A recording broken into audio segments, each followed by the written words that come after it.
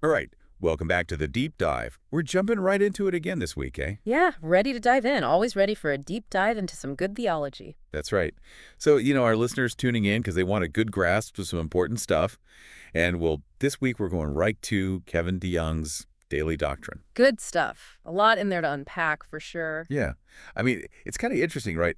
These aren't always the things that are top of mind for people every day. But as DeYoung points out, they really are all over the Bible. Like, just thinking about angels for a minute. 17 books in the Old Testament mention them. 17 in the New Testament. Yeah, 273 total mention. 273. That kind of makes you wonder, right? Like, maybe angels are a little more important than, we give them credit for. Yeah. A lot more to them than just those little figures on top of Christmas trees. Right, exactly. So, okay, this deep dive, we're sticking with DeYoung, and we're going to try and unpack this stuff and really hit it how he hits it. Angels, demons, providence, miracles, and prayer. Big topics. Yeah. And yeah, it's important to us for the listener to hear it, really hear it straight from DeYoung, is not oversimplified. Right, no dumbing down here. Nope, none. We're keeping the theological depth, the vocabulary, like DeYoung says, the good stuff. Exactly. So let's start, I guess, where he starts, right? Yeah. With angels. Makes sense. And first things first, right? What are they? Well, DeYoung, he's very clear for the listener to get this. They're created beings, accountable to God, just like us. But there's this big distinction, right? You mean between good angels and, well, the bad ones, the demons. Right, right. And he's clear on this. It seems like, according to the Bible, that choice, that division, it's permanent for them. So good or bad, that's it for them. For eternity. Yeah, heavy stuff, right? Yeah, heavy. DeYoung, he brings up Augustine here, right, who really helps with this whole angel versus spirit thing. Right. It's not about what they are, but more like their job description. Angel is the office, but spirit is their essence, their nature. Right, spiritual beings. But, Hebrews 13.1. They can and do show up in bodily form. Yeah, exactly. Okay, so they're definitely intelligent, right? Oh, yeah. They talk, they act, they interact with creation. But something DeYoung is very clear about for the listener is that they're not made in God's image. Right. That's a human thing, which, kind of makes you think, because 1 Corinthians 6.3 even says believers will judge angels. Yeah. Wild. It is. So more powerful than us, for sure. Superhuman, as DeYoung puts it, but not superhuman, like God level. Definitely not. Still creatures in the end. Right. And they have names. Personal names, like you see Gabriel and Michael named in the Bible. Yeah. And then DeYoung, he even mentioned some names from the Apocrypha, like Raphael, Sariel. Uriel, Rago, Remiel. Right. And that suffix El, it connects back to Elohim, to God. Yeah, so even their names point to their origin, to their connection to God. Pretty cool. It is. But, DeYoung, he goes on to say there are different types of angels, right? Yep. You've got, archangels. That term's used specifically for Michael and Jude in Revelation, and traditionally for Gabriel, too. Right. Okay. Yeah. And then you've got, the throne room angels. Yeah. Like the cherubim and seraphim. Those are the ones that kind of seem to be, right there with God, right? Yeah. Connected to his presence, guarding it. Whether it's the tabernacle or the temple, they're there. Think of them not just as another type of angel, but as beings that are, super close to God's holiness. Yeah. The way they're described, they really do emphasize God's purity, his power. Right. Psalm 8.5, it even says angels are, in some ways, more glorious than humans. Okay, yeah. But then DeYoung's careful to say, we shouldn't go overboard with that. They are wise and powerful, but it's not like infinite wisdom or power like God has. It's limited. Got it. Okay, so that's what they are, right? But what do they actually do? Well, that's where it gets really interesting, right? DeYoung breaks down their roles into a few key things. First, they're guardians, protecting stuff. Think about Eden, for instance, or the Ark of the Covenant. Yeah, and they're guardians for God's people too, right? Throughout history. Absolutely. And then they're also kind of like bridges between heaven and earth, Yeah, like Jacob's ladder. And what Jesus said about angels ascending and descending on the Son of Man. Right. Connecting the seen and unseen, the earthly and the heavenly. Right. And, the word angel itself in both Hebrew and Greek, it means messenger. Exactly. And you see that throughout the Bible, right? Delivering messages to Joseph, Mary, even interpreting those visions for Daniel. Yeah. So more than just delivering information, though, right? They're also, DeYoung uses the term patrol officers. Yeah. I like that. Walking the earth, like in Zechariah, or even being like agents of justice, like in 2 Samuel 24 or Acts 12. Wow, so they're busy. Yeah. And then finally, DeYoung talks about their role as servants, right? Yeah. Guiding people, like Philip in Acts 8. Caring for God's people, like Elijah in 1 Kings 19. And even like ministering to Jesus himself at all these key moments in his life. Right. His conception, his birth, during those temptations in Gethsemane, and even at the empty tomb. It's really interesting how DeYoung puts it all together, isn't it? He makes it clear that, like, angels are involved in God's plan for us. They're a part of it. Definitely. And before we move on, I think it's important, like DeYoung says, to not go too far in either direction. You mean not overemphasizing angels or totally ignoring them? Right. We don't want to make them more central than they are, but we also don't want to just, brush them off as irrelevant. It's about finding that balance, right? Yeah, finding that balance. Okay, so now, the other side of the coin, right? Demons. Yeah. DeYoung's pretty straightforward here. If you're going to take the Bible seriously, got to take the reality of evil seriously. And that means acknowledging the devil and demons as real entities, not just some abstract idea. So you're saying it's not just some vague negativity. Not at all. DeYoung points us to Ephesians, and all the different terms it uses for these beings: rulers, authorities, cosmic powers over this present darkness, even spiritual forces of evil in the heavenly places. Yeah, okay. I mean, that's not just, like, metaphorical language, is it? Right. It's talking about powerful, personal, intelligent beings that are driving evil in the world. So all the darkness you see around you, all the bad stuff, it's not just random. It's being influenced by these forces. Yeah, and especially, DeYoung points out when people reject the gospel, when they choose darkness over light, that's when these forces really gain a foothold. Makes you think, doesn't it? About choices, free will. Okay, so the devil, he was an angel, right? What happened there? Yeah, the fall. DeYoung's honest, the Bible doesn't give us the full story. But there are hints. Pride seems to be a big factor, like 1 Timothy 3.6 talks about. In Jude, right. It talks about angels who abandon their proper place. Exactly.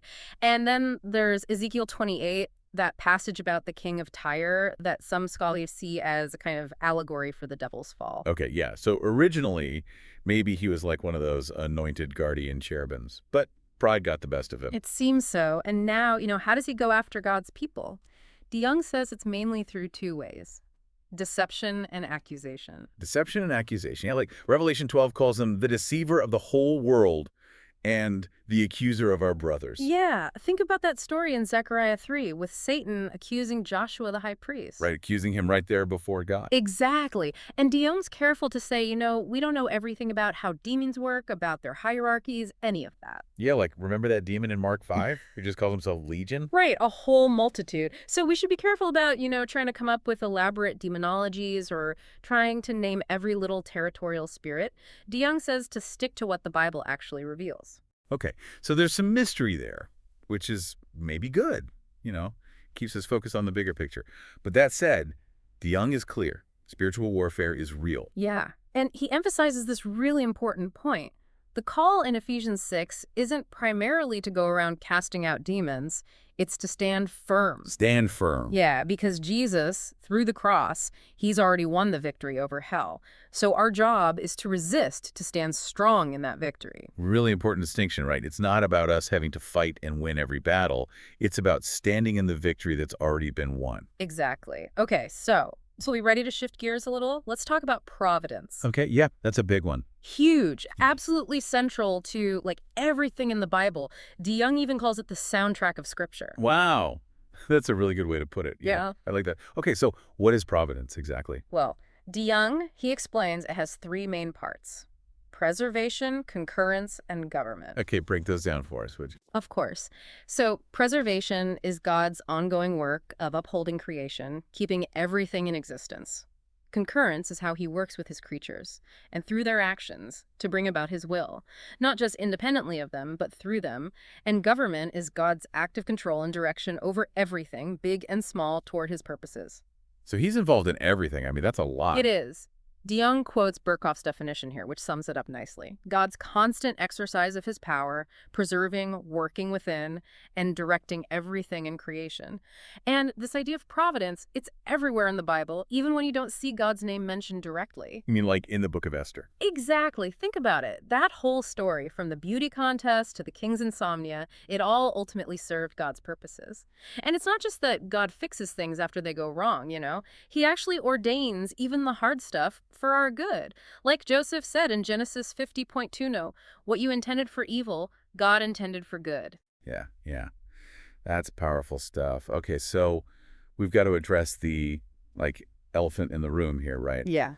If God is sovereign, if he's in control of everything, how does that work with evil? How can God be sovereign and good at the same time? Right, that's the tough part. And DeYoung doesn't shy away from it. He points us to the crucifixion of Christ as the ultimate example. The crucifixion.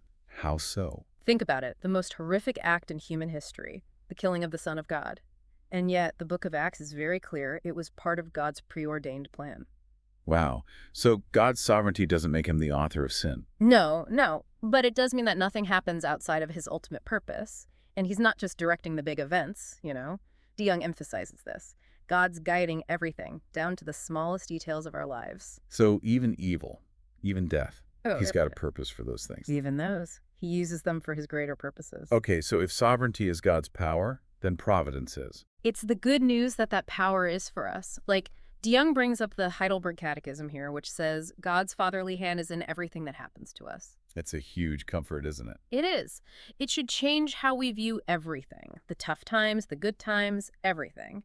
DeYoung says it should make us patient in the midst of suffering, thankful when things are good, and confident that God loves us no matter what. I love that. Yeah.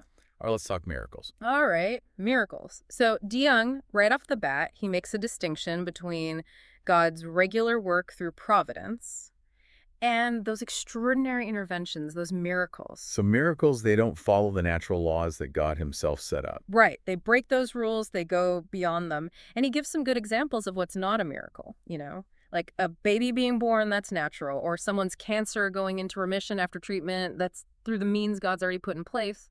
Miracles, they're immediate, supernatural, a direct intervention from God. Okay, so it's like extraordinary providence. Yeah, exactly. And, I mean, the Bible's full of miracles, but DeYoung points out that they tend to cluster around certain key moments, right? Definitely. Like the Exodus, the ministries of Elijah and Elisha, and of course, Jesus and the apostles. Like Hebrews 2.4 points out, those miracles were signs that confirmed the message they were preaching. Right. And, of course, the biggest miracle of all. The resurrection, the cornerstone of our faith. Absolutely. And, DeYoung, he talks about all the different arguments people have made trying to defend the idea of miracles. But ultimately, it all comes down to the resurrection. If that didn't happen, none of it really matters. It doesn't. And I love how DeYoung brings in that story from Acts 26 with Paul before Festus and Agrippa. Yeah. It's really instructive for us, you know? Yeah, because, Festus' reaction, thinking Paul's crazy for believing in a resurrection, it just shows that even back then, this wasn't an easy thing to swallow. It wasn't like people just believed in anything supernatural. Right. It was still a big deal. And Paul's response is so good. He's not just saying, oh, well, I believe it blindly.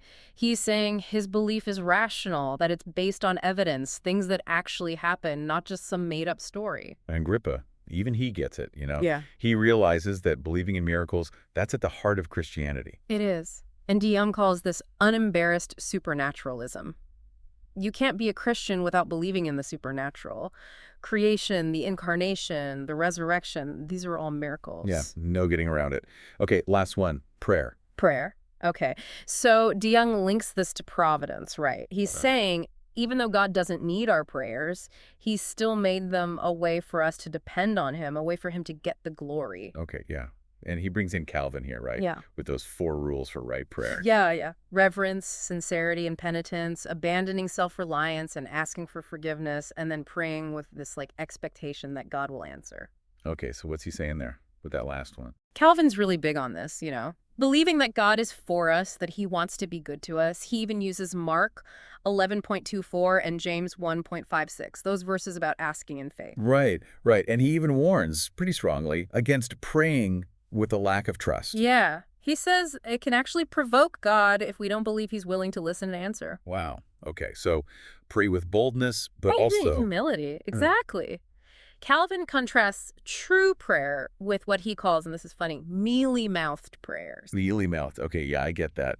So not too timid. Right. And he warns against two extremes, too. One is praying like we're God, like we have it all figured out. Mhm. And the other is praying like there's no God, like our prayers don't even matter. To find that middle ground, right? Yeah, yeah. And DeYoung reminds us the most common command from Jesus about prayer, it's just to pray. Just to pray. Yeah. Ask, seek, knock. Keep trusting in God's care and that he can do what we need. So simple, but so hard, right? I mean, he even says that not praying, that's a form of unbelief. Yeah, heavy stuff. And he leaves us with this question. When Christ returns, will he find us praying? Will he find us trusting in him, relying on him? Exactly. Because prayer, at its core, is an act of faith. It's believing that God exists, that he's personal, that we can actually talk to him. It's believing that he works in the world through our prayers and that Jesus is up there interceding for us. Wow. And DeYoung ends with that line from Mark, doesn't he? Mm-hmm. We believe, Lord, help our unbelief. Yeah, powerful stuff. And, thinking back over this whole deep dive through angels, demons, providence, miracles, and prayer, it really does show how connected all these things are. They all fit together in this big picture of what we believe. Yeah, they do. So, listener, here's something to think about. We've talked about angels, good and bad, and about God's control over everything good and bad. So how does that change how you see the world? How does it change how you live your life day to day in the seen and the unseen world? It's something worth thinking about for sure. It's worth really wrestling with. It is. All right, well, that's our deep dive for this week. Until next time. Until next time.